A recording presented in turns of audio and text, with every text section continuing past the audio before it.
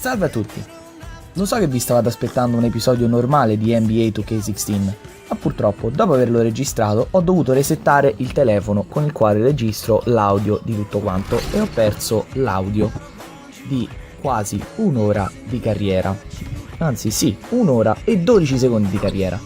A questo punto davanti a me c'erano due scelte. 1. Cancellare completamente tutto l'episodio e portarvi l'episodio dopo senza aver fatto la prima partita in NBA, ma facendo finta che non sia mai successo niente, oppure portarvi l'episodio con i migliori momenti delle partite e le cutscene non tagliate e lasciare così, farvi un piccolo intro di voce, magari con un sottofondo immagini a caso.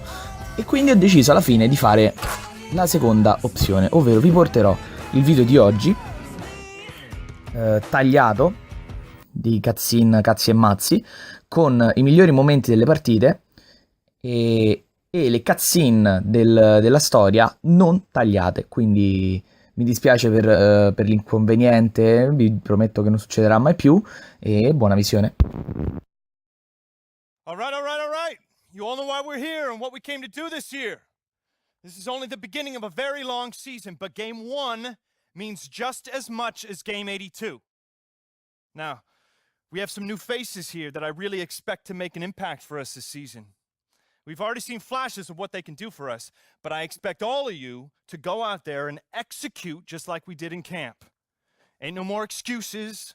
It's time to get serious. If we play our brand of basketball, there's no telling where this team can go. So get out there, get warm, and let's go win this game.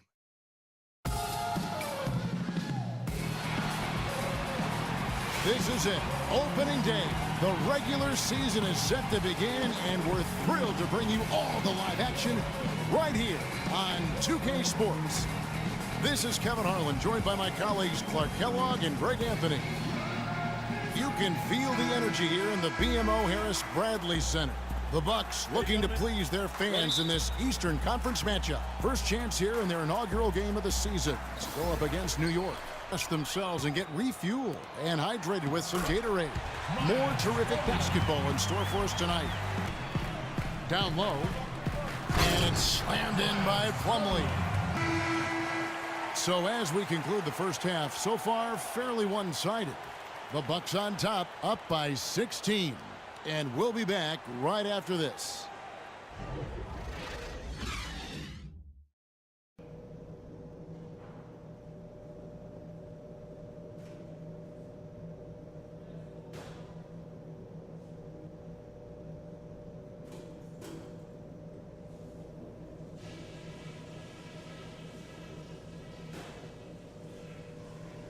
Guys, that was the perfect way to start this game. Let's go over some stuff and do more of the same in the second half. You all get a huge pat on the back for the defense you're playing. Whatever approach they've used, we've stopped. Tremendous determination on D. But we've shot the ball well, I'll give us that. And it's because we've had great shot selection. We've made really good choices with the ball. The pace of the game, just to bring that up real quick, isn't a huge concern because I think we're suited to play at any speed. But somewhere in the middle of the tempo spectrum would probably be ideal. Don't forget how dangerous this team is. No lead is safe against them. Let's not give them a chance to get back in it. On the glass has given them the advantage, but it's also been the effort in general that's made a difference. And what a feeling. Here's Galloway. And so it's the Bucks taking care of business in this one. They won this game going away. They were the better basketball team, Clark, by far tonight. No question about it, Kevin. They certainly gave their fans plenty to scream and holler about. This place was rocking. It was on fire. And it only got louder as that lead got bigger. Come on with it.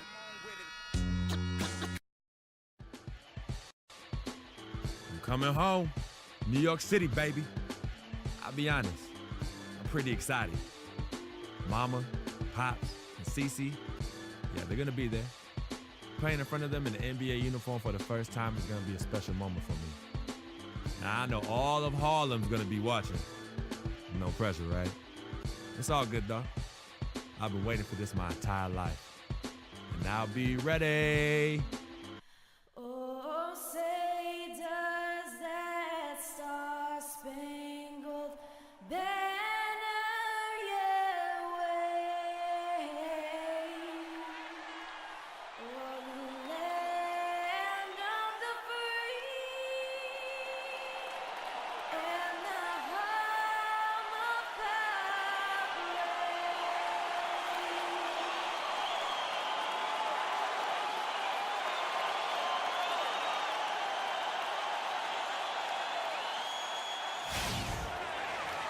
It's live coverage of the NBA on Monday night. Thank you for joining us here on 2K Sports. This is Kevin Harlan with Clark Kellogg and Greg Anthony. And joining us in a bit later from the sidelines, Doris Burke. The Milwaukee Bucks coming to this one following a loss to the Raptors in Toronto. And a very close one there, too. The buzzer sounded. They were only down by 1 bucket. And with the number of turnovers they had in that game, guys, it was going to be an uphill battle. Milwaukee in the lead. And Bayless kicks to Freak. That's good, and so Bayless with the assist.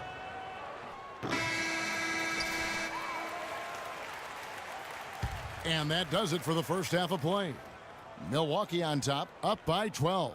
We're going to step away briefly, but get you right back out here for the start of the third quarter after our halftime.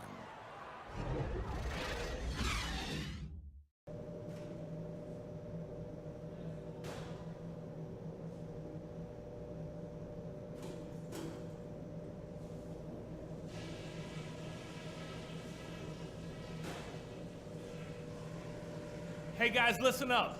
We've got a good lead, but lots of basketball left to play.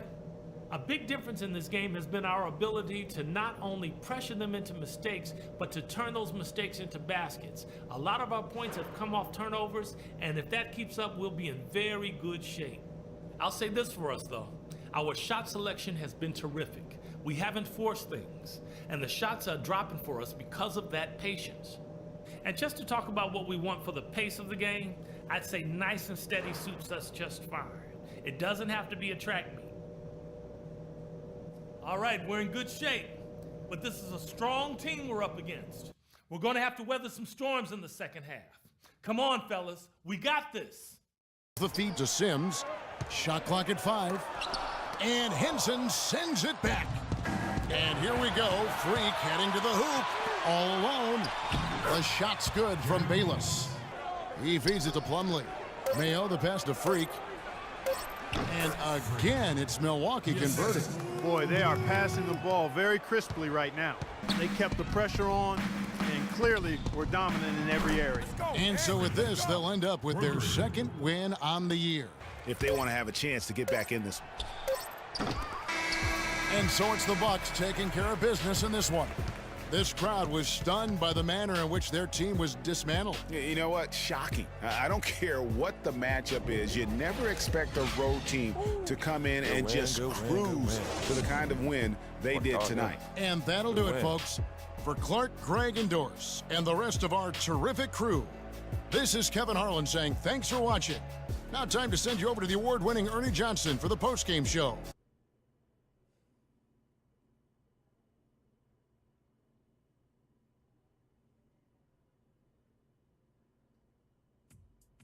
What a life, eh, Freak? 1 minute you're playing 21 and horse on the courts in Harlem, and the next moment you're in the showroom, configuring the gunmetal and graphite exterior of your luxury car and your iPad mini. Oh, I bet you get a crazy crowd when you drive that car around the block in the old neighborhood, huh? Yeah, I'm living the dream. Mad pandemonium. But folks from back around the way are real proud of me. Yeah, I hear you. Local kid makes good. You know, it kind of reminds me of when I took my tech stock public and I rang the New York Stock Exchange bell and my mom's friends called her up and said, "Maggie, is that your son on Bloomberg News this morning ringing the bell?" And my mom says, "Yes, sirree, Bob, it was him." That was a great moment, Freak. And you know, our lives are like a pearl necklace of great moments, all strung together with the finest silk thread of memories. And we have to be very careful how we cultivate those pearls and we thread that necklace. Does this meeting by any chance have to do with Vic Van Leer? I grew up in the burbs, freak. I wasn't poor, upper middle class, comfortable. My daddy worked as an accountant for one of the largest insurance firms in the country. Smart with his money. Mom didn't have to work. I went to boarding school. And then my dad died of a heart attack when I was a freshman at MIT. I was a movie geek, wanted to be a civil engineer, but I made my fortune by becoming a hybrid of both those interests. My dad didn't want me to be an accountant. Oh, listen to this. My best friend was a guy named Isidore. Yeah, we called him Izzy. He was one of the smartest human beings I have ever met in my life. I mean, Izzy was taking second-year college calculus courses as a high school sophomore, right? Straight-A student, full ride to MIT. Izzy had the world at his fingertips. But he was always looking for trouble, and trouble found him. He ran with the wrong crowd. And when we got to MIT, he got this great job working for a financial consulting firm in Boston. But every weekend, he would fly to Vegas. You see, Izzy had a system for counting cards in Vegas that had the big casinos on the Strip. Oh, it's stymied. He would come back to MIT with suitcases filled with $200,000 in cold cash. What? Yeah. So your man Izzy was getting hit off like that? Like a fat rat in a cheddar cheese factory, freak. Okay, so what happened to this dude Izzy? Because he's dope. No, not dope. Dead. After he'd been missing for 3 weeks, the Nevada State Police never found hide nor hair of Isidore. And our friendship took a hit when he asked me to hang out with him in Vegas, and I said I wouldn't do it because I knew he was on a dark and twisted path in his life. And yes, he was my dude. But no way was I gonna throw my life away trying to show my loyalty to a guy who really and truly didn't understand what loyalty was all about. So this meeting is about Vic. Correctamente. Okay, well, sir, Vic isn't Izzy. And why's that, freak? Well, for one thing, you and your dead friend Izzy didn't grow up poor. Me and Vic grew up in a neighborhood where we had to look over our shoulder every 2 seconds to make sure nobody was going to walk up on us and rob us. True. Izzy and I did not grow up in the hood.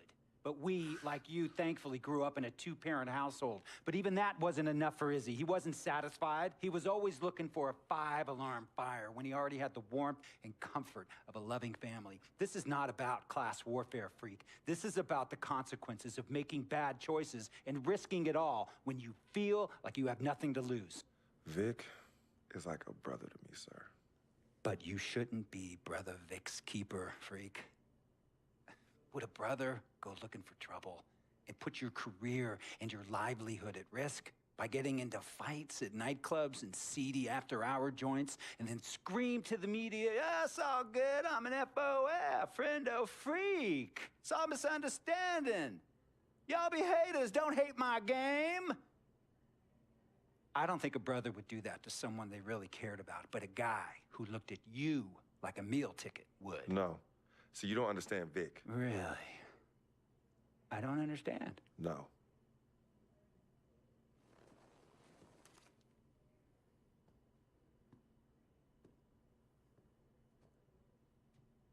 Look, man, it was a misunderstanding with the guy in the next VIP booth. His honey started flirting with me, so naturally I started flirting back. Next thing I know, Captain Cornball's off my grill piece beefing. Next thing he know, he got a 2-piece and a biscuit on his left eye. Hey, I don't know who hit him, and it damn sure wasn't me. Hey, Captain Cornball's mad because I'm an FOF, friend of freak. Hey, but check this out though. He needs to train that hottie before he leave the house though. Yo, he's hot as ain't loyal, man. What's there to understand? Are you freaking blind? You know, I just want to know, how much did you pay your lawyers to make all this go away? Almost 100,000. Excuse me, son, I'm sorry, I couldn't hear you. I said I paid almost $100,000. Exactly. And if you keep riding shotgun with Vic, you're gonna go broke. Quick, fast, and in a hurry. Look, Vic is my friend, and I grew up with him. How many times I gotta tell you, sir? Freak, this is not a request. I am not asking you to do this. I am telling you to do this. And the first order of business is that Mr. Vic Van Leer is banned from traveling with you on the road. Vic is banned from the locker room. And Vic is banned from this arena. And if I catch this guy, Vic, in or anywhere near the facilities, Mr. Vic Van Leer will be arrested for trespassing. Are you serious, sir? Brother, I'm as serious as cancer. We all know that can be deadly. You know, when me and Vic were kids, playing summer tournaments at the Dome, we always imagined making it to the pros, right? And after the crowds left, just a street light was on the court, like 11:30, 12 midnight, even 1 in the morning sometimes. We used to practice player introductions, running on the court, giving dab, high-fiving the teammates. Vic, he would act as an announcer.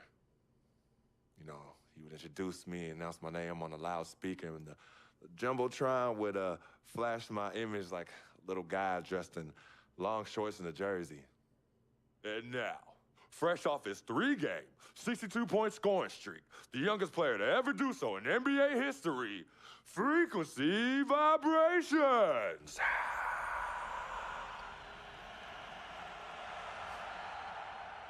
So me and Vic would sit in those empty bleachers at the Dome and dream like nobody's business.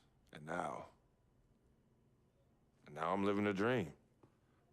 For real. And in so many ways, Vic was part of that.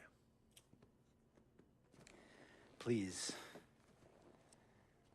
listen to me. I mean, I know this guy's your dude from way back. Look, me and Vic go way back like the front seats of a 67 Cadillac. That's good. We go way back. Did you say front seats? Front seats of a 67 Cadillac. We go way back like the front seats of a 67 Cadillac. Well, Jiminy Crickets. I'm gonna be the hit once again at Herbie Allen's Sun Valley Shindig because my fellow billionaires love it when I walk and talk that talk. So that almost sounds... No, let me tell you exactly what it sounds like. I respect, admire, and most importantly, love you as a human being and a role model. But I pay you a lot. And I mean, I pay you a lot of money to play for my team. And I am in this game to win it. And you can't win it with an albatross around your neck like Vic. So Vic is done. History. And here's some more lingo that I picked up from a former megastar who used to play for me several seasons ago. Thought I would never release him until I did. And now he's the 6th man on a struggling team in Venice. And yeah, I'm talking Venice with the canals and the gondolas and Harry's Bar, not the street ballers next to the fortune tellers on the beach in Cali. This guy used to tell me when he thought there was a player destroying our team, don't be a hero, cut that zero. And that is what I am telling you about Vic, freak. Don't be a hero, cut that zero. The only thing Vic brings into your life is headache and unwanted and unnecessary negative attention. And it will begin to affect your mindset. And when it affects your mindset, it's gonna affect your play. And when it affects your play, it's gonna affect my team. And when it affects my team, it's gonna affect my money. And if it affects my money, Google Translate will become your new freaking friend. I want a championship ring, freak, and I want you to help me get that ring.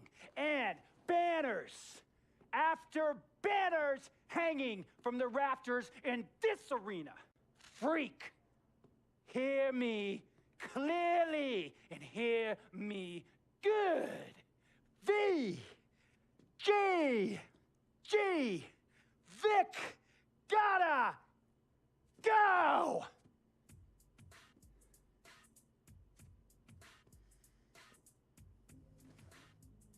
Handle your business.